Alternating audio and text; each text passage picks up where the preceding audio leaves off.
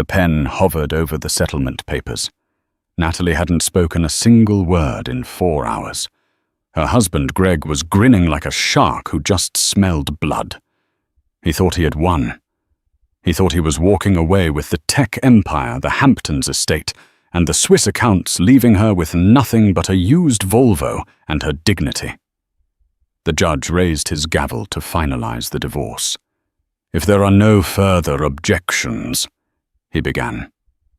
The courtroom was dead silent, until a heavy oak door at the back didn't just open, it slammed against the wall. A man in a charcoal suit stood there. He wasn't a lawyer. He was the man who owned the bank Greg's money was in, and he had one sentence that would change everything. The fluorescent lights of the Manhattan family court hummed with a low, irritating buzz, the only sound accompanying the scratching of a pen. Natalie Ford sat at the defendant's table. Her posture rigid, her hands folded neatly in her lap. She wore a simple navy dress off the rack, at least 3 seasons old. Across the aisle, her husband, soon-to-be ex-husband, Greg Pembroke, leaned back in his leather chair. He checked his Rolex Submariner for the 3rd time in a minute, sighing theatrically. "Your Honor," Greg's lawyer, Simon Kress, said, smoothing out his silk tie. Kress was known in New York circles as the Butcher of Broadway for how he carved up spouses in divorce settlements. "My client has been exceedingly patient. Mrs. Pembroke has refused to engage with counsel, refused to counteroffer, and has remained mute since these proceedings began at 9:00 a.m. We interpret this silence as acquiescence to the terms presented." The judge, an exhausted man named Judge Holloway, who had seen too many broken marriages to care about one more, peered over his spectacles at Natalie. "Mrs. Pembroke," the judge asked, his voice gravelly, "do you understand the terms laid out before you? You are waiving your right to spousal support. You are waiving your claim to the Pembroke Dynamics shares. You are accepting the 2018 Honda Accord and the rental lease on the apartment in Queens." Natalie didn't blink. She didn't look at the judge. She didn't look at Greg. She simply stared at the mahogany grain of the table in front of her. After a long, suffocating pause, she gave a single, almost imperceptible nod. Greg let out a short, sharp laugh of disbelief. He leaned over to Kress, whispering loud enough for the microphone to catch. "I told you, she's broken. She knows she's worthless without me." Greg Pembroke was the golden boy of the tech world. At 34, he was the CEO of Pembroke Dynamics, a company specializing in high-frequency trading algorithms. He had been on the cover of Forbes. He drove a McLaren.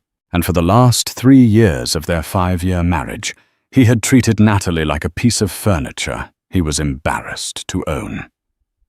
"Very well." Judge Holloway sighed, reaching for his stamp. "If the respondent has no objections, I see no reason to drag this out. The court finds the settlement equitable, given the equitable." The word was whispered, but it cut through the room like a razor wire. It wasn't Natalie who spoke. Greg froze. He looked around. "Did she say something?" Natalie remained a statue. "I didn't hear anything," Kress muttered, sliding the final decree towards the judge. "Sign it, Your Honor. Let's get lunch at Le Bernardin." The judge raised his hand. "Hold on." The air in the courtroom shifted. The humidity seemed to drop, replaced by a sudden biting chill. The heavy double doors at the back of the courtroom, which had been locked to ensure privacy for this high-profile case, groaned. They didn't just open. They were pushed aside with a slow, deliberate weight. Standing in the threshold was a man who looked out of place in a municipal building. He wore a 3-piece suit that cost more than the judge's annual salary, bespoke Italian wool charcoal grey. He was older, perhaps in his late 60s, with silver hair swept back and eyes that looked like chips of flint. He didn't carry a briefcase. He didn't have a lawyer with him. He held only a single, thin manila folder. Greg squinted, shielding his eyes from the hallway light behind the stranger. "Who is this?" "We have a closed session." Simon Cress, usually unflappable, went pale. He stood up, knocking his expensive pen onto the floor. "Mr. Blackwood." The name sent a ripple of confusion through the room. Greg frowned. "Blackwood." "Who cares?" "Get him out of here, bailiff." But the bailiff didn't move. The bailiff was staring at the man with wide eyes. Harrison Blackwood walked down the center aisle. His footsteps were rhythmic, heavy-sounding like a clock counting down. He didn't look at Greg. He didn't look at the lawyer. He stopped directly behind Natalie's chair. He placed one hand on the back of her seat, a gesture of protection. "I apologize for the tardiness, Your Honor," Harrison Blackwood said. His voice was a rich baritone, smooth, but carrying an undercurrent of absolute authority. "Traffic on the bridge was murder, and my helicopter pilot is out sick." Judge Holloway took off his glasses. His hands were shaking slightly. "Mr. Harrison Blackwood, the venture capitalist?" "Among other things," Harrison said. Greg stood up, his face flushing red. "I don't care if you're the Pope. This is a private divorce hearing. You have no standing here. Get out before I have you arrested for trespassing." Harrison finally looked at Greg. It was the way a lion looks at a limping gazelle, with bored curiosity. "Mr. Pembroke, you're Greg Wright, the visionary behind Pembroke Dynamics." "Damn right I am," Greg snapped, adjusting his jacket. "And I'm about to be a single man with $1 billion valuation. So whatever investment pitch you have, save it for my secretary." Harrison smiled. It wasn't a nice smile. $1 billion valuation. Interesting number. Is that based on the Q3 earnings report you filed with the SEC last week? Greg's arrogance faltered for a split second. "Yes. Public record." "What of it?" Harrison opened the thin manila folder. He pulled out a single sheet of paper and slid it across the aisle. It stopped perfectly at the edge of Greg's table. "That's odd," Harrison said softly. "Because according to the real owner of the intellectual property, Pembroke Dynamics is built on—" "You don't own the algorithm, Greg. You're essentially leasing it. And the lease expired." Harrison checked his Patek Philippe watch.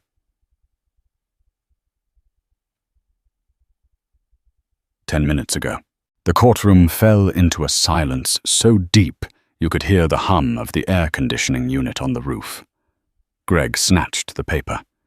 His eyes scanned it, and his face went from red to a ghostly, sickly white. This is fake," Greg stammered. "This is a forgery. The Core X algorithm is mine. I wrote it in my dorm room." "Did you?" Harrison asked. He turned his gaze down to Natalie. For the first time all morning, Natalie moved. She slowly lifted her head. The meek, broken housewife facade didn't crack. It simply evaporated. Her shoulders straightened. She turned to look at Greg, and her eyes were dry cold and devastatingly clear. "No, Greg," Natalie said, her voice steady. "You were playing video games in your dorm room. I wrote the code while you were asleep, and I didn't give it to you. I licensed it to a shell company in the Caymans, a company owned by Mr. Blackwood here." Greg looked between his wife and the billionaire. "What, you don't know how to code? You're a graphic designer. You made menus for restaurants." "I made you think that," Natalie said, standing up. She looked taller now. "Because I loved you, and I didn't want my wealth to intimidate you. But you didn't just take the money, Greg. You took my life. You cheated. You lied. And you tried to leave me with nothing." She turned to Harrison Blackwood. "Uncle Harrison, is the car waiting?" Greg's jaw dropped. "Uncle," Harrison Blackwood offered Natalie his arm. "It is, my dear. The Rolls is out front." "Wait," Simon Cress shrieked, scrambling for his papers. "Your Honor, we object. This is an ambush. Material evidence withheld." Harrison turned back his hand on the courtroom door. "It's not withheld, Mr. Cress. It was in the prenup." "There was no prenup," Greg screamed. "We never signed one." "You didn't," Harrison corrected. "But the corporation you signed your employment contract with did. Clause 14, Section B. In the event of moral turpitude or infidelity, all intellectual property rights revert to the primary shareholder." Harrison pointed a finger at Natalie. "Her. This hearing isn't over," Judge Holloway stammered, trying to regain control. "Oh, the divorce is over, Judge," Harrison said. "She signed the papers. She wants nothing from him. No alimony, no house, no car." Harrison looked at Greg one last time. "Because as of right now, Mr. Pembroke, you are technically unemployed and you are being sued for corporate espionage by Blackwood Holdings. I'd save that money for a criminal defense attorney if I were you. Come, Natalie." And with that, they walked out. But the story didn't end in the parking lot. That was just the prologue. Because Greg Pembroke wasn't the type of man to lose $1 billion without a fight, and he knew something about Natalie that Harrison Blackwood didn't. The ride in the Rolls-Royce Phantom was quiet. The sound of New York City traffic was reduced to a distant hum behind the bulletproof glass. Natalie leaned back into the plush leather, closing her eyes. The adrenaline that had sustained her through the courtroom showdown was fading, replaced by a hollow exhaustion. "You did well, Nat," Harrison said gently, opening a chilled bottle of water and handing it to her. "Stoic, dignified. Your mother would have been proud." Natalie took the water, her hands trembling slightly. "He looked so small, Harrison. When you told him about the IP rights, for 5 years he's walked around like a giant. But without the money, without the company, he's just a boy who cheated on his wife." Harrison nodded, his face hardening. "Men like Greg Pembroke are built on sand. They mistake luck for genius and cruelty for strength. But we need to be careful. A man like that, stripped of his ego, he becomes dangerous." "He signed the papers," Natalie said, looking out the window as they passed Central Park. "It's done." "The marriage is done," Harrison corrected. "The war for the assets is just starting. Simon Cress is a weasel, but he's a smart weasel. He'll find a loophole. He'll argue that you commingled assets, or that the moral turpitude clause is unenforceable in New York State." Natalie turned to him. "But the Cayman structure holds right, that's ironclad." "It is," Harrison assured her. "But Greg has allies, investors, people who have a lot of money riding on Pembroke dynamics not collapsing, specifically the Russian consortium that bought 15% of the company last month." Natalie's blood ran cold. "He let the Volkov group in. I told him not to touch their money. I told him explicitly." "He didn't listen," Harrison said grimly. "Greed makes people deaf. And now that the algorithm, the product they paid for, is legally yours, they aren't going to be looking for Greg. They're going to be looking for the person holding the keys." Natalie stared at her reflection in the dark window. She wasn't just a divorcee anymore. She was a target. Meanwhile, back at the courthouse, chaos had erupted. Greg Pembroke was pacing the hallway, his face a mask of sweat and fury. He kicked a trash can, sending it clattering against the wall. Passers-by gave him a wide berth. Fix this." "Simon," Greg roared at his lawyer. "You told me she was a nobody. You told me her family was dead, orphan from Ohio. You said Simon Kress was furiously typing on his BlackBerry. That's what her background check said. Natalie Ford, born in Dayton. Parents died in a car crash in '98. There was no mention of Harrison Blackwood. There was no mention of Blackwood Holdings. Well, clearly your background check guy is an idiot." Greg grabbed Kress by the lapels. "That was Harrison Blackwood. The man owns half of Midtown. If he says he owns my algorithm, the stock price is going to zero by the time the market opens tomorrow. I have margin calls. Simon, I have the Volkov debt." Kress pushed Greg away, smoothing his suit. "Calm down. Panic is expensive. We need to find the link. Why is Blackwood involved? He called her niece or something." "Uncle. She never mentioned an uncle." Greg spat. "She never mentioned any family. She was just quiet. Always sketching in her notebooks. I thought she was drawing flowers or some crap." Greg stopped pacing. A memory flashed in his mind. Late nights, their apartment in Tribeca. He would come home drunk from a client dinner, which usually meant cocktails with his mistress, a 22-year-old model named Chloe. He would find Natalie asleep on the sofa, a notebook open on her chest.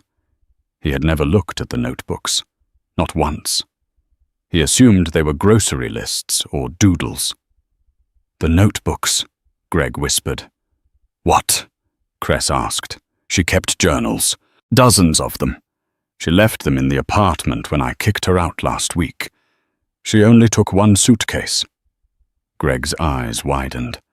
A twisted grin began to form on his face. "She thinks she's smart," Greg said, his voice dropping to a sinister register. "She played the long game, the silent partner. But she made a mistake. She left the source code behind." "If those notebooks contain the original handwritten code," Kress said, his eyes lighting up, "we can argue that the work was created during the marriage in the marital home, regardless of what some shell company contract says. It becomes marital property." "Better," Greg said, pulling out his phone. "If I have the physical proofs, I can sell them to the Volkovs tonight, before Blackwood can file his injunction." Greg dialed a number. "Get the car. We're going to the Tribeca penthouse. Now." 30 minutes later, the Rolls-Royce pulled up to a towering glass building on Fifth Avenue, the headquarters of Blackwood Holdings.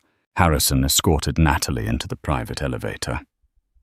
"You'll stay in the penthouse suite here for a few days," he said, "until the security team sweeps your new townhouse."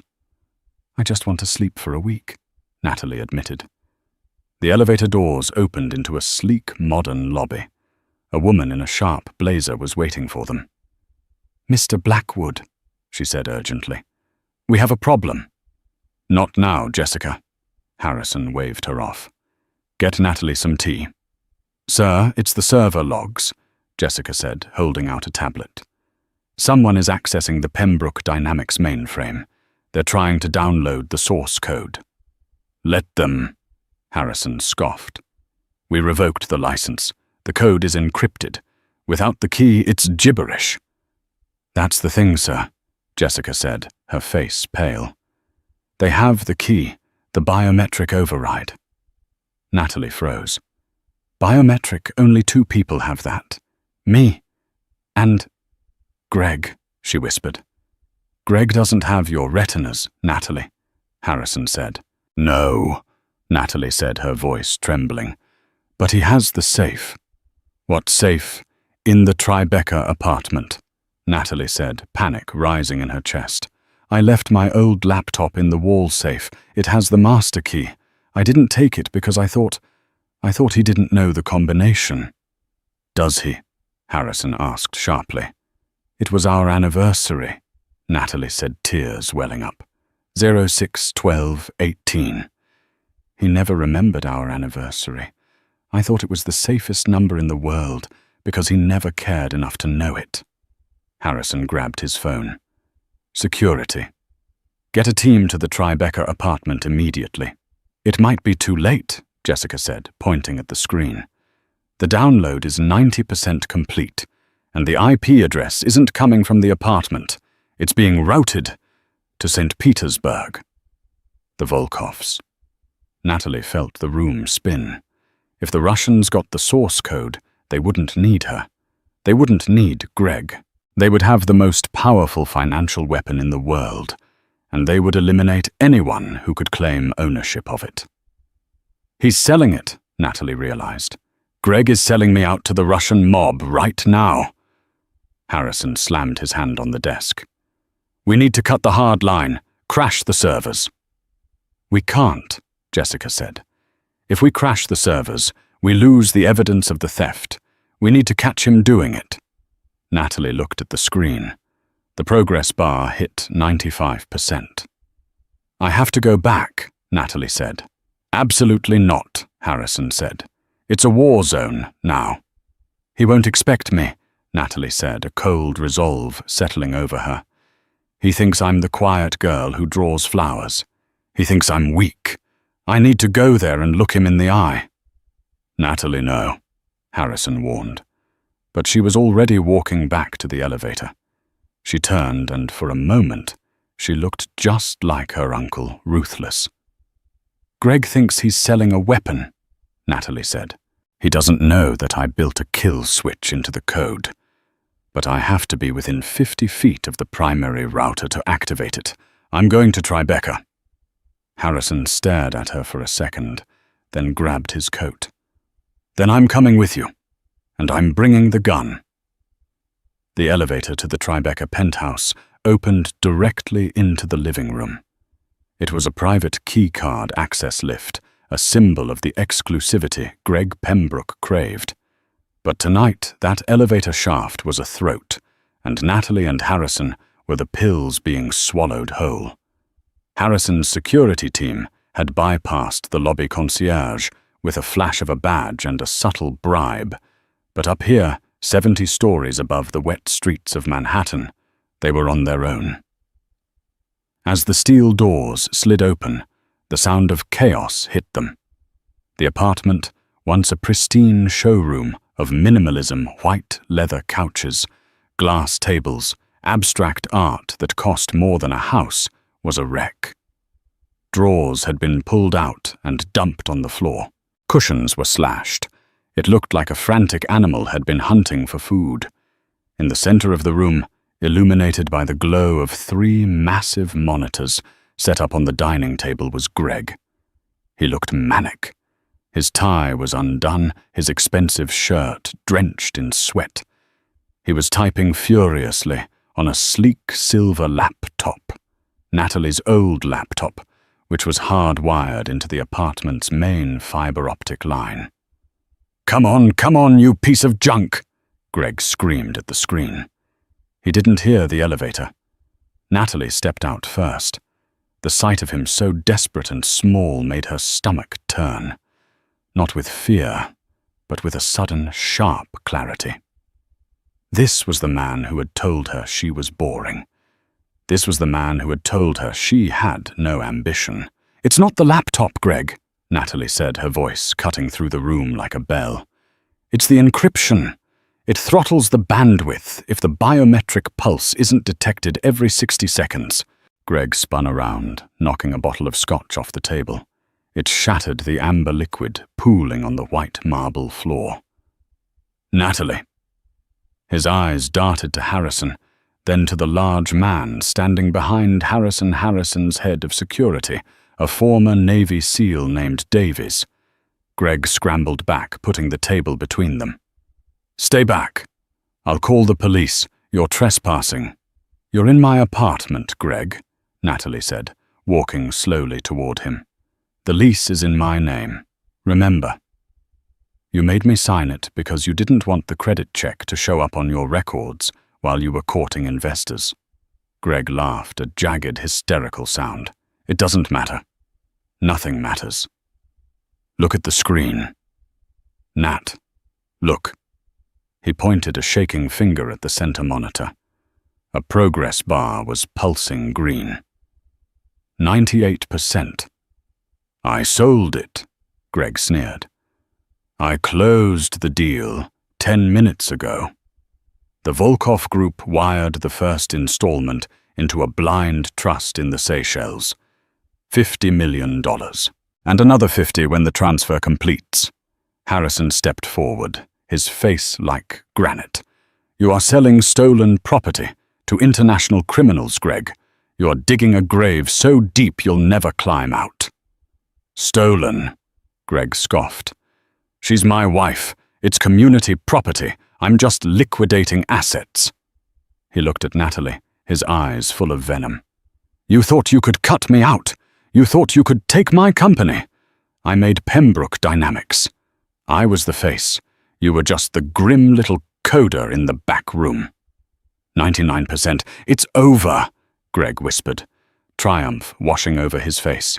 Transfer complete. The screen flashed. Upload successful. Greg threw his hands up in victory. Done. It's gone. It's on their servers in St. Petersburg now. You can sue me. You can arrest Gia. You arrest me. But you can't get it back. I'm rich and you're nothing. Natalie stopped walking. She was 10 feet away from the router. Close enough. She pulled her phone from her pocket. She didn't look angry. She looked sad. You really didn't read the documentation, did you, Greg? She asked softly. What documentation? The comments in the code, line 404, Natalie said. She tapped an icon on her phone. A simple black terminal window opened. The algorithm isn't just a trading bot, Greg. It's a neural network. It learns, and it protects itself. I built a fail-safe. If the code is transferred to an unauthorized server without the private key, Natalie pressed a single button on her screen. Execute. It doesn't just stop working, she finished. It inverts. On the monitors behind Greg, the green text suddenly turned blood red. Error. System compromised. Initiating purge protocol. Target host server. Greg spun around. What is that? What did you do? I triggered the kill switch, Natalie said calmly. But it's not just deleting the algorithm. It's scrubbing the host server. The Volkovs just downloaded a program that is currently erasing their entire database. Their banking records, their communication logs, their laundering schemes. It's all being overwritten with zeros. Greg stared at the screen. The upload bar was now a deletion bar moving with terrifying speed. Deletion in progress. 20%. 40%.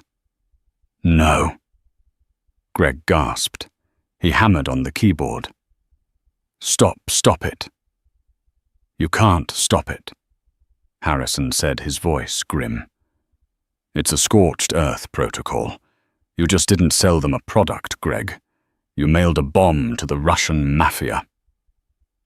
Greg's phone sitting on the table began to ring.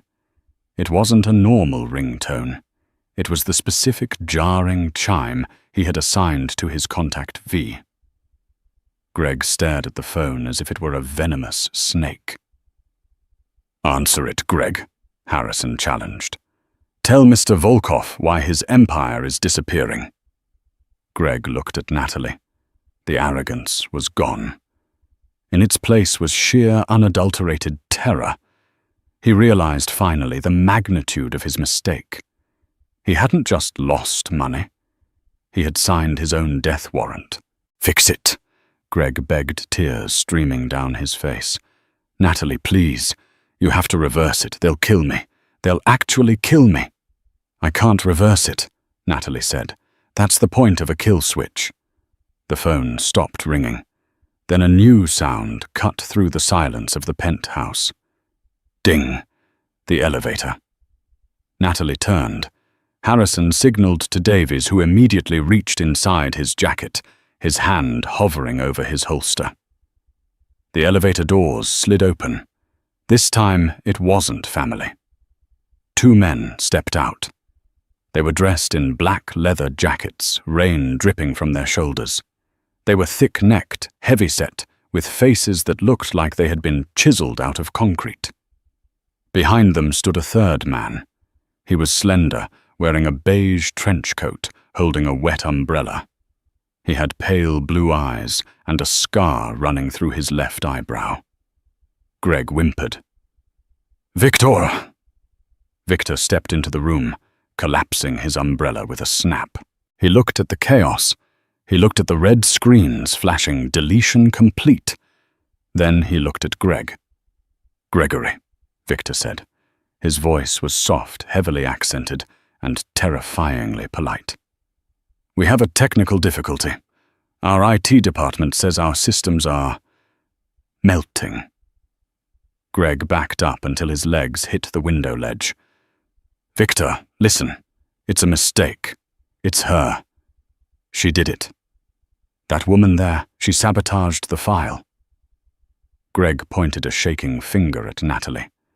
Victor turned his gaze to Natalie. He looked her up and down, dismissing her instantly. He looked at Harrison, assessing the threat, then at Davies. Victor's hand moved casually into his coat pocket. "A woman sabotaged the Pembroke algorithm," Victor asked, sounding amused. "The wife you said was, how did you put it, decoration? She's the coder," Greg screamed. "She's the genius. I stole it from her. She's the one destroying your servers. Kill her. And I can fix it, I promise." The betrayal hung in the air, thick and suffocating. Greg was offering Natalie's life to save his own skin. Harrison moved. He stepped directly in front of Natalie, shielding her with his body. Davies drew his weapon, aiming it at Victor's chest. The 2 Russian heavies instantly pulled submachine guns from under their jackets. The room became a Mexican standoff. "Nobody shoots," Harrison said, his voice calm but commanding. "Victor, I am Harrison Blackwood. You know my reputation. This man sold you stolen goods. The transaction is void. Walk away, and I won't have the FBI raiding your Brooklyn operations by sunrise." Victor smiled. It was a cold, dead smile. "Mr. Blackwood, I know you. You have much money. But money does not replace data. And Gregory here, he has cost us very much tonight." Victor looked at Greg. "But he says the woman is the key." "She is," Greg shouted. "Take her. She can reverse the code." Victor tilted his head. "Is this true, Devushka?" Natalie stepped out from behind Harrison. Harrison tried to grab her arm, but she shook him off. She walked forward until she was standing between the gunman and her ex-husband. She looked Victor in the eye, and then she spoke. "Vi kupili vozdukh, Victor." You bought air, Victor. Natalie's Russian was flawless, not the Russian of a tourist, but the sharp, clipped dialect of Moscow. Silence slammed into the room harder than the thunder rattling the windows. Greg's jaw dropped. "What?" Victor's eyebrows shot up. "You speak our tongue. Moya babushka baila iz Kazani." My grandmother was from Kazan. Natalie continued, her voice steady. "And I know who you are. You are Victor, the accountant, Sokolov. You handle the laundering for the Eastern Seaboard. And right now, thanks to the file Greg sent you, the encryption keys for your ledger are being broadcast to a dummy server." She took a step closer to the hitman. "I didn't just delete your data, Victor. I made a copy. If anything happens to me or my uncle, that copy goes automatically to the DEA, the FBI, and Interpol." Victor's smile faded. He wasn't looking at a scared housewife anymore. He was looking at a player. "You are bluffing," Victor said, though his grip on the umbrella tightened. "Am I?" Natalie asked. "Check your phone. I just sent you a sample, the routing numbers for the Cayman accounts you use to pay off the dock workers in New Jersey." Victor pulled out his phone. He glanced at the screen. His face went grey. He looked up at Natalie with a newfound respect and a dangerous intensity. "Smart," Victor murmured. "Very smart. Gregory said you were stupid." "Gregory is a bad judge of character." Victor turned slowly to Greg. Greg was hyperventilating. "Victor, don't listen to her. She's lying. I can get you the money. I have 50 million. "The 50 million has been frozen," Harrison Blackwood interjected, checking his own phone. "My bank handles the transfers for the Seychelles Trust. I flagged the transaction as fraudulent 5 minutes ago. You have nothing, Greg." Greg looked around the room. The walls were closing in. He had no money, no company, no allies. And the Russian mob was standing in his living room with machine guns. He looked at the open safe in the wall. "I won't go to jail," Greg whispered, "and I won't let you win." Greg lunged. He didn't lunge for the door. He lunged for the open safe. "Gun!" Davies shouted. Greg pulled a snub-nosed .38 revolver from the safe. He didn't aim it at the Russians. He didn't aim it at Harrison. He swung the barrel wildly, his eyes locked on Natalie, the source of his humiliation, the woman who had been the architect of his success and was now the architect of his destruction. "It's your fault!" Greg screamed. Time seemed to slow down. Natalie saw the hammer of the gun pull back. She saw the madness in Greg's eyes. She couldn't move. Her feet felt nailed to the floor. Harrison moved. For a man of 65, he moved with the desperate speed of a father protecting his child.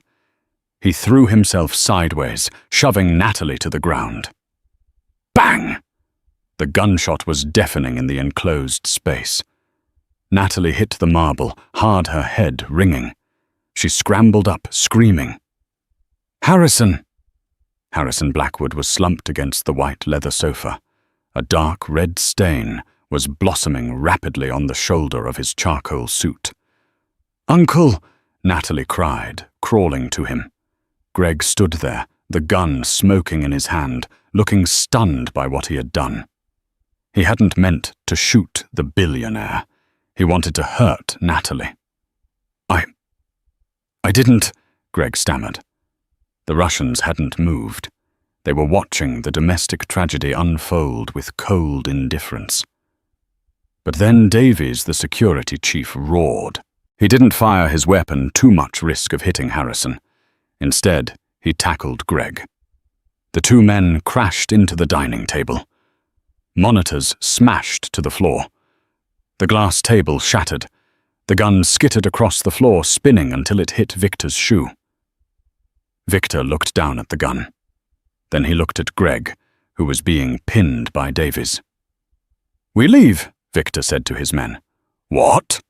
one of the thugs asked. "The money." "There is no money here," Victor said, looking at Natalie, pressing her hands against Harrison's bleeding shoulder. "Only police, and they will be here in 2 minutes. Victor looked at Natalie one last time. "You have the leverage, Devushka. Keep the files safe. If you release them, then we return. And next time, I do not knock." The Russians vanished back into the elevator as quickly as they had arrived. "Harrison, stay with me," Natalie sobbed, applying pressure to the wound. "Look at me." Harrison grimaced, his face pale, but he managed a weak smile. It's okay, Nat. Shoulder. Just the shoulder. I've had worse in the boardroom." "You're going to be fine," Natalie said, her hands slick with his blood. She turned her head, her eyes searching for the man who did this. Davies hauled Greg to his feet. Greg's nose was broken blood, streaming down his face. He was limp, defeated, sobbing like a child. "Get him out of here," Natalie hissed. The sound was guttural, primal. "Get him out before I kill him myself. Police are in the lobby," Davies grunted, twisting Greg's arm behind his back. "He's done Miss Ford. He's going away for a long time.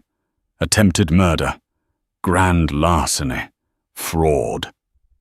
Greg looked at Natalie through swollen eyes. "Nat, please." "My name," Natalie said, standing up, her dress stained with the blood of the only family she had left, "is Pembroke no longer. I am a Blackwood, and I never want to see your face again." Davies dragged Greg toward the stairs.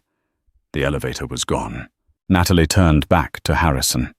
He was losing consciousness. "Help is coming," she whispered, stroking his forehead. "Just hold on." Harrison gripped her hand. The company," he wheezed. "Don't talk about business," Natalie said. "No." Harrison insisted, his grip tightening. "Greg, he wasn't alone. He's too stupid to call the Volkoffs himself. Someone brokered the deal." Natalie froze. "Who?" "Inside man." Harrison coughed. "Someone close to us. Trust no one." Harrison's eyes rolled back and he went limp. Harrison. Natalie checked his pulse. It was there, but faint. Sirens wailed from the street below, getting louder. The red and blue lights reflected off the rain-streaked windows, painting the ruined apartment in strobes of color. Natalie sat alone in the wreckage of her former life. Her husband was going to prison. Her uncle was dying. The Russian mafia knew her face, and somewhere hiding in the shadows was a traitor who had orchestrated it all. She looked at the shattered monitors on the floor. One screen was still flickering. It showed the email chain Greg had used to contact the Volkovs. Natalie reached over and wiped a smear of blood off the screen. She squinted at the forwarded by field. It wasn't a name she recognized immediately. It was a handle, an alias. King Fisher. Natalie's breath hitched. She knew that name. It wasn't a business associate. It wasn't a lawyer. It was the username of her best friend from college. The woman who had introduced her to Greg 5 years ago. The woman who was currently the CFO of Blackwood Holdings. The betrayal wasn't just in the marriage. It was in the foundation. Natalie stood up. The paramedics burst through the door as they swarmed Harrison. Natalie walked to the window and looked out at the city. She was done crying. She was done hiding. She picked up Greg's fallen gun from where Victor had left it. She popped the cylinder, checked the bullets, and snapped it back into place. The billionaire in the back row had spoken. Now it was time for the wife to scream. The waiting room of Mount Sinai Hospital smelled of antiseptic and stale coffee. It was 3:00 a.m. Natalie sat in a hard plastic chair, still wearing the navy dress she'd worn to the divorce hearing 12 hours ago. It was ruined, stiff with the dried blood of the man who had raised her when the world forgot her. She hadn't spoken since the paramedics took Harrison away. Detective O'Connell, a weary-looking man with a rumpled suit, had tried for an hour to get a statement. "Mrs. Pembroke," O'Connell tried again, hovering over her with a notepad. "We need to understand the sequence of events. Your husband shot Mr. Blackwood. Was it domestic? Was it over assets?" Natalie finally looked up. Her eyes were dry and terrifyingly hollow.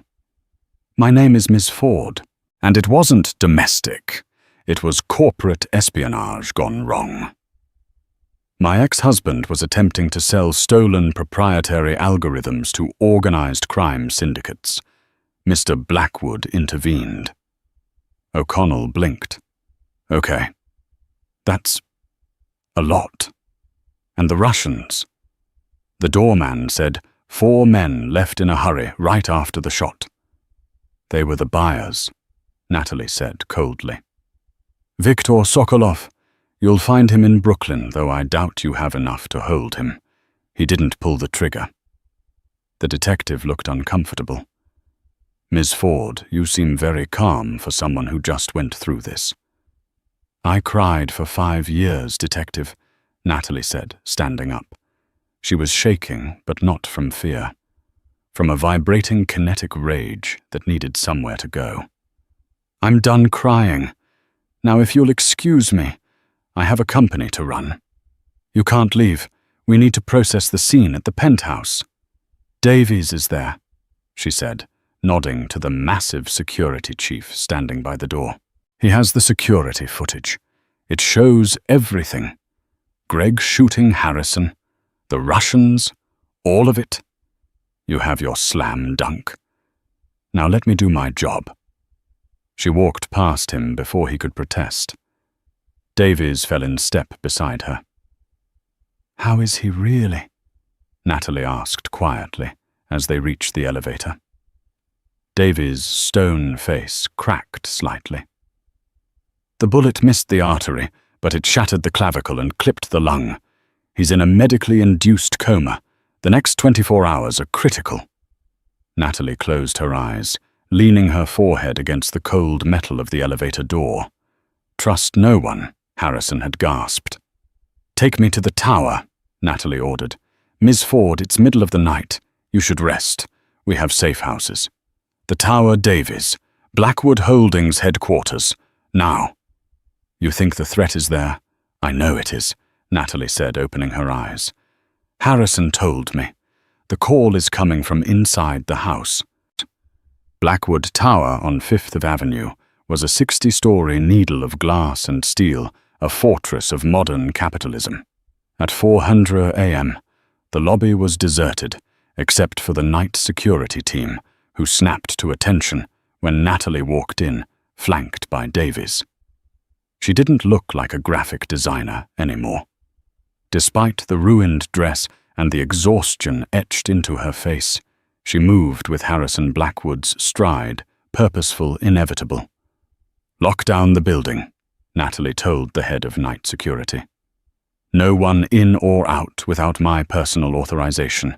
Cut the keycards for all executive staff below C-suite level. Ma'am. On whose authority? The guard asked, bewildered. Natalie held up Harrison's personal key fob, which she'd taken from his pocket in the ambulance. It was a skeleton key to the entire Blackwood empire. Mine, she said. They took the private elevator to the 58th floor executive finance. The floor was dark, silent, save for the hum of the server stacks in the climate-controlled room at the center of the floor. Natalie walked past the rows of empty cubicles to a large corner office. The nameplate on the door read, Sarah Jenkins, Chief Financial Officer. Natalie stared at the name. Sarah. They had shared a dorm room freshman year. Sarah had held Natalie's hair back when she got sick from cheap vodka. Sarah had been the maid of honor at her wedding to Greg. It was Sarah who had jokingly suggested Greg, the charismatic business major, should date Natalie, the quiet computer nerd. It was never a joke, Natalie realized, a sick feeling settling in her gut. It was a setup from day one. Davies, Natalie said softly. Bring up the internal comms logs for the last month. Filter for external IPs originating from St. Petersburg, and cross-reference them with Sarah Jenkins's terminal. Davies tapped on a tablet. A moment later, his breath hitched. Jesus! It's a constant stream. Encrypted messages, wire transfers disguised as vendor payments. It's not just the Pembroke deal. She's been funneling Blackwood capital to Sokolov's shell companies for 6 months. Natalie pushed open the door to Sarah's office. It smelled of expensive perfume and ambition. On the desk sat a framed photo of Sarah and Natalie at graduation, smiling arms around each other. Natalie picked up the photo and threw it against the wall. Glass shattered. "She wasn't just helping Greg," Natalie whispered. "Greg was the distraction. She was helping Victor hollow out Harrison's company from the inside." The elevator dinged out in the hallway. Natalie and Davies spun around. It was 4:30 a.m. No one should be here. The doors opened, and Sarah Jenkins stepped out.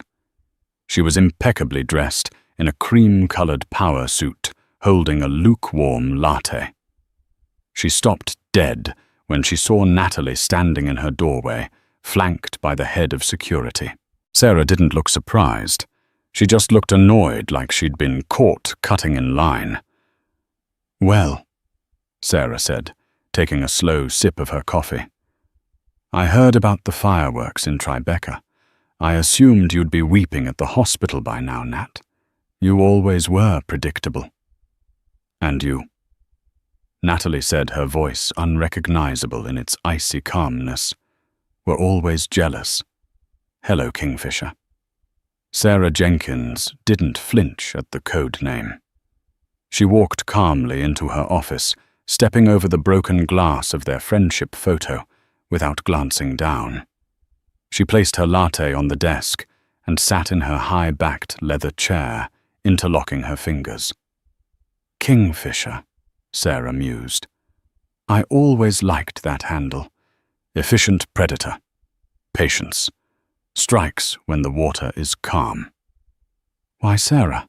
Natalie asked. She wasn't screaming. She felt dead inside, a numbness that was slowly being replaced by cold calculation. "Harrison paid for your MBA. He gave you this job at 30. You were family. I was the help." Sarah spat the veneer of corporate cool cracking for a second. "I was the scholarship kid you allowed into your circle. You the secret heiress pretending to be poor little orphaned Natalie. And Harrison playing the benevolent god." She leaned forward, her eyes glittering with years of accumulated resentment. "I ran the numbers, Nat. I made this company billions. And what did I get? A nice salary and a pat on the head. While Harrison planned to leave it all to you, the girl who just wanted to draw pictures and play house with that moron Greg." "So you used Greg," Natalie said. "Greg was a useful idiot. Easiest mark I ever saw. All ego, no brain. I introduced you two knowing he'd eventually try to screw you over. I just needed to wait for the right moment to wind him up and point him at Harrison's assets." Sarah laughed bitterly. "I honestly didn't think you had it in you to fight back in court today. I thought you'd fold Greg would get the IP and I'd help him sell it to Victor, and then we'd short Pembroke stock and make a killing. Simple." "But Harrison showed up," Natalie stated. "The old man always has to play hero," Sarah sneered. "But it worked out better this way. Greg is going to prison for attempted murder. Harrison is dying in a coma. And you—" Sarah pressed a button under her desk. A silent alarm. "You are trespassing on corporate property, threatening an executive after a highly traumatic night. You're unstable, Natalie. Everyone knows how fragile you were during the marriage." "You think you can spin this?" Natalie asked incredulously. "Davies has the logs. We know you're laundering money for the Russians." Sarah smiled. It was a terrifying smile, devoid of any warmth. "Davies works for Blackwood Holdings, and as of an hour ago, when the board was notified of Harrison's incapacitation, I am the acting CEO per the emergency bylaws. Davies works for me now." She looked at the massive security chief. "Davies, Ms. Ford is hysterical and dangerous. Remove her from the building. If she resists, detain her until the police arrive. We can't have her damaging company property." Davies didn't move. He looked from Sarah to Natalie, his jaw set like concrete. "Did you hear me, Davies?" Sarah snapped. Your employment contract is very specific about insubordination. Davies slowly reached into his jacket pocket. He pulled out his badge and his company handgun. He placed them gently on Sarah's desk. I don't work for contracts, Ms. Jenkins, Davies growled. I work for loyalty, and I was with Harrison in Kandahar before you were born. I'm with her. He moved to stand shoulder to shoulder with Natalie. Sarah's composure faltered. She looked at her phone, her thumb hovering over a speed dial. Go ahead, Natalie challenged. Call them. Call Victor. Tell him his inside woman just lost control of the building. You don't know what you're playing with, Natalie, Sarah hissed, her voice dropping. Victor isn't just a mobster. He's a broker for people you don't want to know exist. They want the Blackwood infrastructure. They want the data mining capabilities Harrison built. And they will burn this city down to get it. They already tried to burn me down tonight, Natalie said. She reached into the pocket of her trench coat. Sarah flinched, thinking it was another gun. Instead, Natalie pulled out a small encrypted flash drive, the backup of the leverage file she had threatened Victor with in the penthouse. You were right about one thing, Sarah, Natalie said, walking around the desk until she was looming over her former best friend. I was fragile. I was quiet. Because I had something to lose. I had a husband I loved. I had an uncle who protected me. She leaned down, her face inches from Sarah's. Greg is gone. Harrison might die. I have nothing left to lose. Which means I have nothing left to fear. Natalie jammed the flash drive into Sarah's computer. What are you doing? Sarah demanded, trying to grab the laptop. Davies pushed her back into her chair. Natalie's fingers flew across the keyboard. She wasn't a graphic designer now.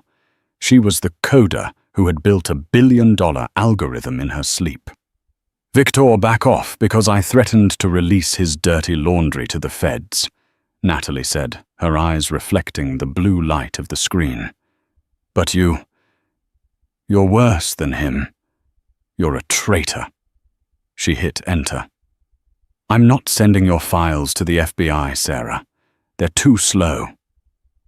On the screen, a massive data transfer initiated. Where are you sending it? Sarah whispered, true panic finally setting in. The dark web, Natalie said coldly.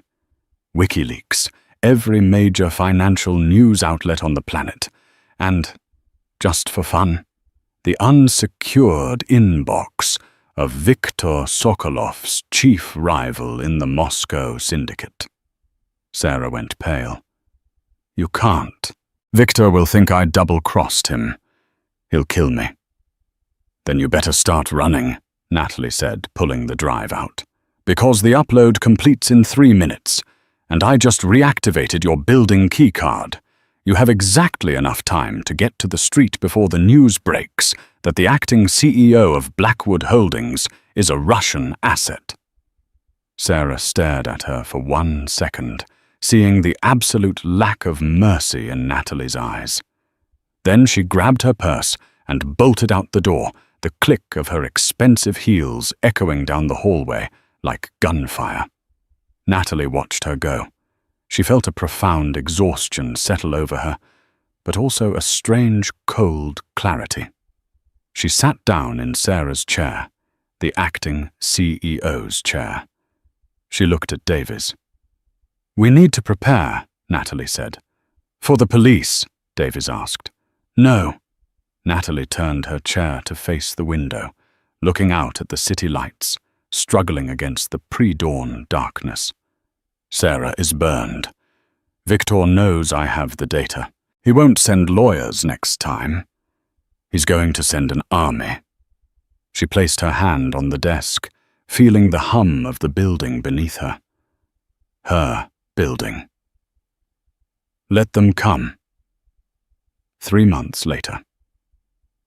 The visitation room at Rikers Island was cold, smelling of bleach and despair. Greg Pembroke sat behind the plexiglass, looking 10 years older.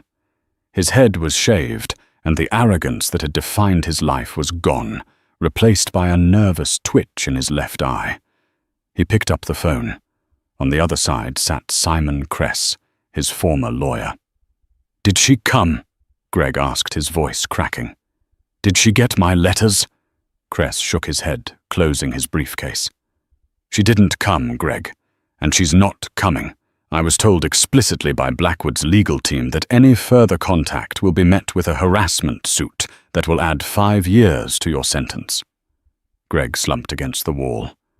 I just wanted to tell her I'm sorry." "It doesn't matter," Kress said, standing up. "She's not listening anymore. She's busy." Across the river, in the penthouse office of Blackwood Tower, the morning sun gleamed off the glass. Harrison Blackwood sat in a wheelchair by the window, a cane resting on his knees. He was thinner, his shoulder still in a sling, but his eyes were sharp. "The board is ready for you," Harrison said, turning his chair around. Natalie stood at the head of the massive mahogany table. She wasn't wearing the floral dresses Greg used to pick out for her. She was wearing a bespoke charcoal suit, tailored to perfection. Her hair was cut in a sharp, angled bob. She looked at the empty seat at the far end of the table, the seat where Sarah Jenkins used to sit, before she vanished into the chaotic underworld of Eastern Europe, running from enemies she couldn't pay. Natalie looked down at the agenda. Pembroke Dynamics had been absorbed, stripped for parts, and rebuilt as a cybersecurity division of Blackwood Holdings. The kill switch algorithm was now the most sought-after defense program in the world. "Are you nervous?" Harrison asked. Natalie picked up her pen, the heavy, expensive fountain pen that used to intimidate her. "No," she said. She walked to the double doors of the boardroom. She didn't push them open hesitantly. She didn't wait for permission. "Greg used to hate my silence," Natalie said, looking at her reflection in the glass. "He thought it was weakness. He didn't realize that silence is just the sound of someone reloading." She pushed the doors open. 20 executives stood up in unison. Natalie Ford, no Natalie Blackwood, didn't say hello. She simply walked to the head of the table, sat down, and looked at the men who ran the world. "Let's begin," she said. And the room went silent to listen.